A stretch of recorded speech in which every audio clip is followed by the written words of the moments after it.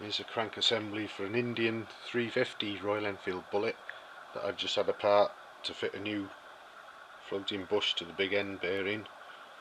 Don't know whether it'll be that visible here, but it's getting quite worn, and there's just the sort of beginnings of play in the big end in the conrod, but the crank pin was passable, well, better than passable, was fine, and the outer race in the conrod was also in good shape. So we've got a new floating bush to replace this one, put it in, put the flywheels back together and giving them a spin.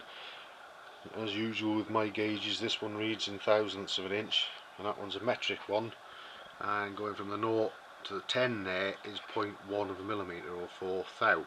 So although this one will appear to move more than that one, if you give it a whirl you can actually see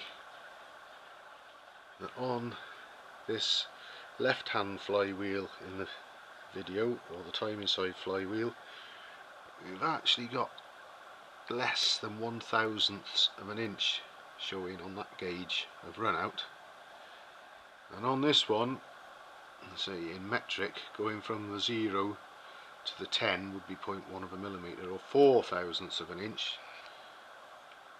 So we can certainly say there's no more than 3/1000ths of an inch run out showing on that side. The run out on both happens at the same point of rotation, so one can cancel the other one out. So we've actually got a maximum and no more than 2/1000ths of an inch run out on the main shafts of this crank.